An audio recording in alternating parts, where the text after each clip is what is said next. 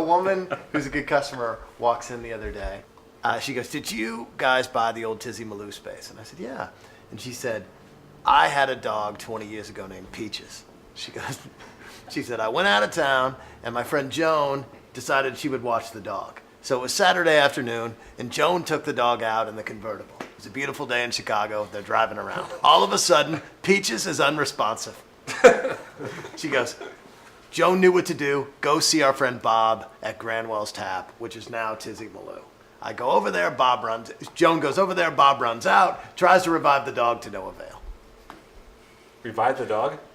I don't know what she did. I'm just telling the story as she told me. I didn't ask. But she said, so to no avail, Bob said, "Oh my God, I know how much Linda loves this dog. I'm going to take the dog inside, put it in the freezer. And when Linda comes back from out of town, she can give the dog a proper burial." So I said, and so when she got back, she took the dog out of the freezer, gave it a proper burial. And I said, "Well, Linda, when we open, we'll put a cocktail on the menu. It's going to be frozen, and it's going to be called Peaches." And she said, "I'll be honored." A dead dog Named Peaches. named Peaches. Who was frozen. in the cooler. Okay, all right. Just keep that in mind when you're writing the list. I've had worse things to work with. We all haven't really collectively gotten together at any point yet and talked about what direction we wanted the cocktail list to go. Ben, I know you already have ideas about it. I'm sure we all have our own individual ideas, so I think this is a good time to just have a brainstorming discussion about it. Let's do, we like very, very basic stuff. This is kind of advanced. We'll talk about doing different cocktails. Yeah. But if somebody wants to come in like me and they want a good scotch on the rocks, I definitely want to have, ice like this for people. Hand carved, crystal clear ice. Make a cocktail with this sort of ice. The last sip tastes just like the first. Can you pull it off in that big of a bar? Absolutely, absolutely. I mean, as long as pastry is willing to give us the freezer space, which they never are, but we can fight for it. All right, I'm gonna do a little side-by-side for you guys. We'll talk about, high-acid cocktails. We definitely want to have a high-acid cocktail to go with all the fish. The basic, format would be a sour, where we're using a base spirit, a good pour of lemon juice and simple syrup. I'll take Jennifer like this, a couple ounces of this, a strong pour of fresh squeezed lemon juice, a little bit of simple syrup. Now, side by side, I'll do a more complex version where we keep this simple format, base spirit, sour, simple, but we can dress it up with a little bit of bitter. I know I find that fourth element really adds a little flavor to a cocktail. And we're dressing flavors too. I want to talk about texture as well, not just flavor, but texture and aroma. So the easiest way for us to enhance the texture of a cocktail is just simply add an egg white, like this. Then we can stick to the same format. To give that lemon more flavor and depth, we can use some Meyer lemon bitters as well.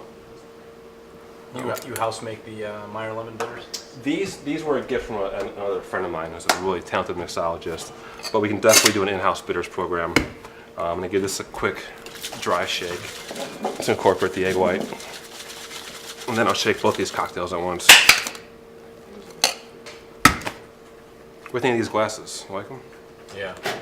I like these coupes more than the V's. I think it's much more, I don't know, I like a better word, polite, to give you a guest a glass like this, because if you give them a V, they're going to spill out of it, or they have to go down real low for that first sip.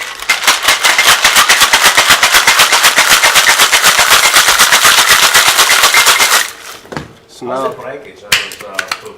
no, I haven't broken one in 6 months, chefs. I promise. Why'd you roll your eyes?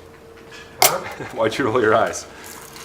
Because I bought those. I know the breakage. We have 2 left, obviously. That's fine.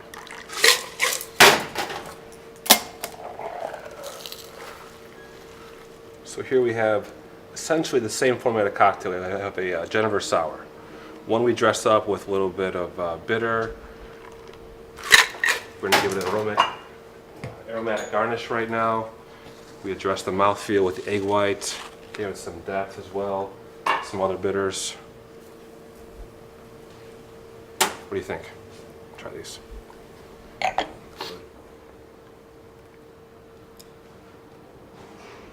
Also chef's food, Really crisp and clean. I can see that going with some oysters. Big, clear, you know, Clear ice. ice in the glass. This is definitely the most ice-intensive restaurant we're gonna have, from a food perspective and from a beverage perspective. Yes, but they also different shape, different mold.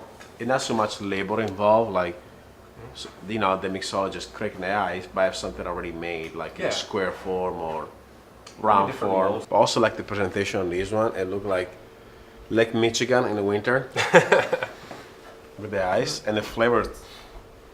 This might be a little more summer for me. This might be a little more fall and spring.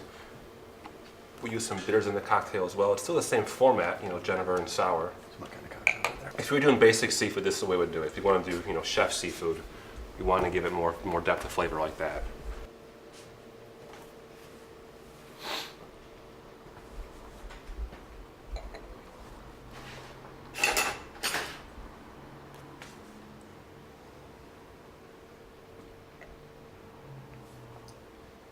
What do you think? Wow. You guys like that one? Big I fan. really like that one. I like them both. Tartness. I like What's them that? both. They just I like like them both. flavor why they're different. Perfect for like a happy hour. I'd be very happy in this hour. I'm gonna have Oh, cool. I think this is a good start, guys. Good.